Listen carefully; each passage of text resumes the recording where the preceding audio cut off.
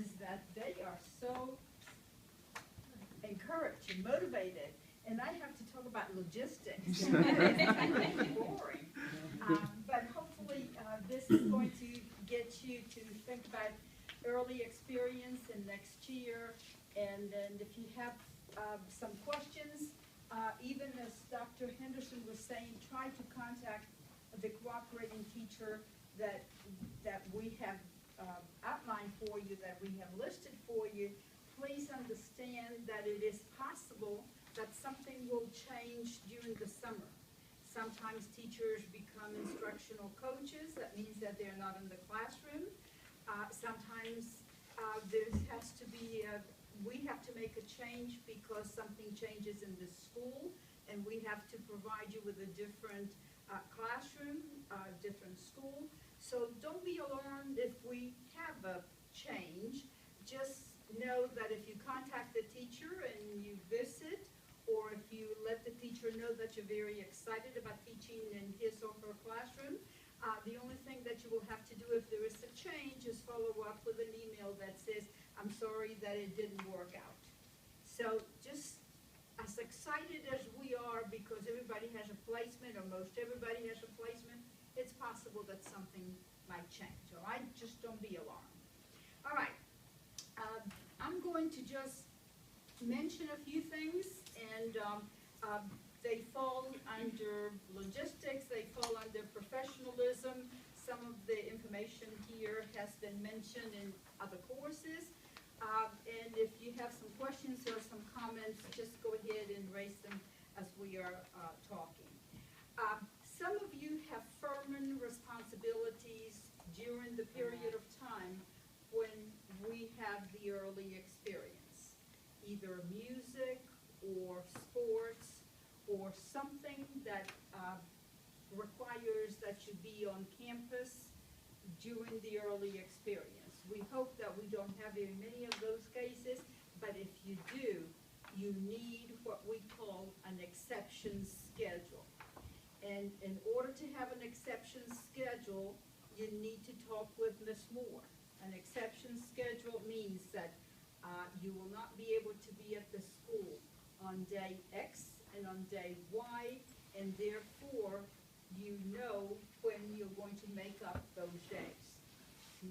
It's very important that the teacher will also know when you're going to be there and when you're not going to be there. But if Ms. Moore knows ahead of time, not only that you will tell the teacher, Ms. Moore is going to include that information in the letter that goes to the teacher so everyone is informed. It's very important that we communicate, that they will not see that we just didn't show up in class for a given day, because then everybody gets a little upset, okay? So please let Ms. Moore know if you require an exception schedule.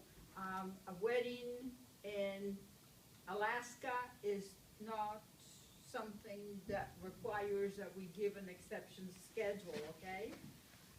Or a trip to Timbuktu does not meet the requirements for an exception schedule. But if you have a responsibility that requires that you be on campus, we will definitely provide an exception schedule.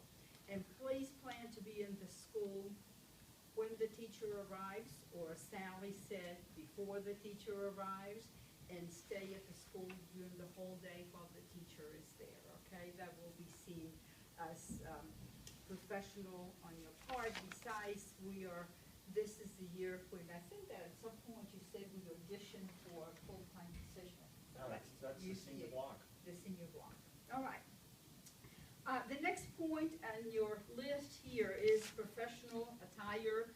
And I would say put your cell phones in the bag, also as part of professional attire.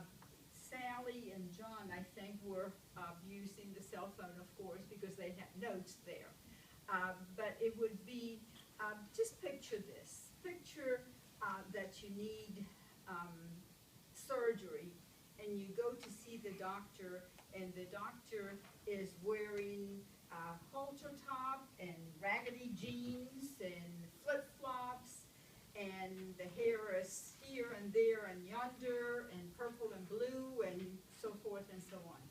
Would you feel comfortable if that person is the person that has to do surgery on you tomorrow morning? I might be old and old school, but if I see somebody that is not looking like a professional person when I need a professional person, I feel a little bit uncomfortable. And there are times when schools have special days when we all dress down, and the teachers will tell you, and it's okay to dress down because that's part of the day.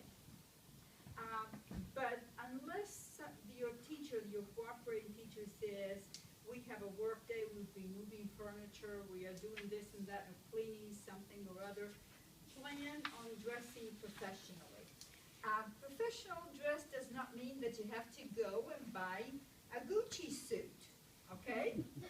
Professional clothes, I'm serious, I'm serious.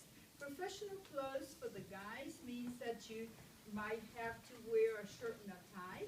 Maybe the tie is not necessary, but please let the cooperating teacher or check the dress requirements for staff and faculty at the school. We want, especially for those of you working at the secondary level, we want to make sure that you look a little older. But even at the elementary school, you have parents coming in, and we want the parents to see that there is a professional individual that is going to be working with their children. So during the early experience, there will be days when the teachers are working in their classrooms. Check with them to make sure that you know how to dress. There will be days when we have professional development activities. And it's possible that everybody dresses up for that particular day. So check with the teacher, okay? Also, check MapQuest and check every kind of possible way to get to your school in addition to the shortest way to get to your school. We are creatures of habit, and we'd like to take this road and turn to your left and turn right, and we are at the school. Mornings are sometimes days of rain, days when the roads are being fixed, days when there might be an accident. You need to know how to get to the school on time. Who are the folks at Roebuck? There are 3 of y'all, yeah. There are a lot of different ways to get there, and the quickest generally is to 385 to 85, and then there are a couple of routes from there. But I mean, I think in the last week there have been accidents that have shut down all the lanes of 85 several times. So y'all need to know, okay, if I take Roper Mountain and then I cut this corner, I get up to exit 63, and then I go down to 93 and go all the way out through Moore and up, then you can get there that way too. So if all else fails, you text Dr. Lipscomb. Yep. Can't you shoot down Hampton too? yeah. So please find out how to get to the school this way and the other way, and make sure that we'll make it there on time. Early experience is really a great time. It's a time to learn about the school. It's a time to learn about the neighborhood. It's a time to learn about the children, the students that you'll be teaching. Take that time. There will be some assignments. If you have taken some methods courses, take this as an opportunity to teach some lessons. And if something doesn't go right, I'm hoping that it's going to go right.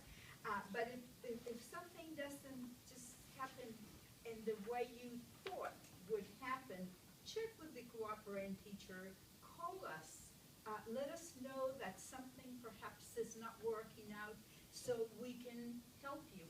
We're going to be visiting you during the early experience. This is a good time for you to try new things or to try something for the first time, and even to be observed.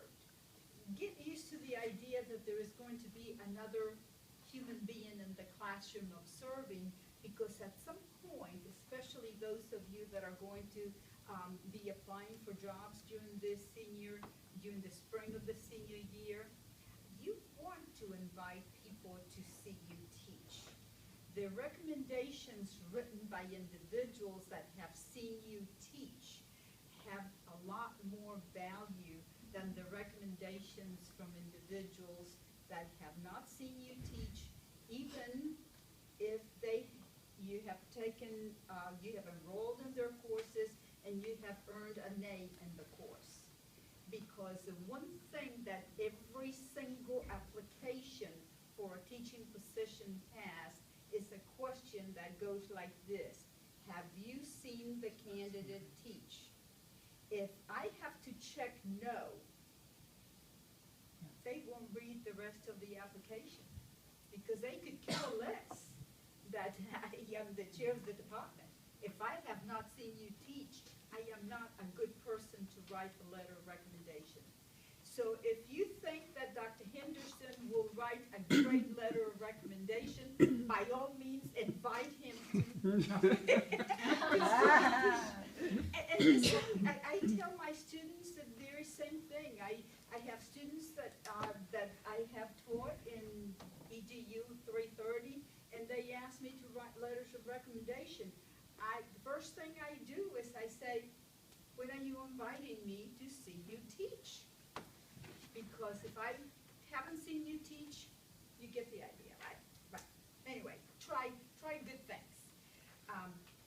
Online, you will find in the Education Department website the Early Experience and Internship Handbook. I know that if you have to go to the website right now and you see that it has, what, by now it's about 30-something pages, you're not going to read it right now. But please take a good look before you go, because it has your responsibilities, the cooperating teacher's responsibilities, the university supervisor's responsibilities, some do's and don'ts. You really need to be aware of what is there, because if something goes right, you know that is following the guidelines of the handbook. If something goes wrong, you need to know exactly what we do in case something goes wrong, so we can fix it. So please take a look at that handbook. Perhaps if you are like me, I need to highlight and I need to write on the margins and I need to write all over the place, so I make myself a paper copy. But if you don't like to do that, perhaps you don't need to make yourself a paper copy, but be familiar with that information, please. And the last thing there is something that I've already mentioned, is that it's possible that something will change in terms of the placement between now and early experience, in the beginning of early experience. If there is a change, we will try to communicate that change to you immediately. I don't remember when was the last time that we had to wait until the actual beginning of early experience in order to communicate a change. We will try awfully hard if we learn that we need to make a change to let you know right away. Above all, please stay in touch with us. If there is a problem, we need to know before anybody else knows. If you have to be late to the classroom, let the teacher know right away. Let your university supervisor know right away. Just above all, your teachers, your school administrators need to know that you are a good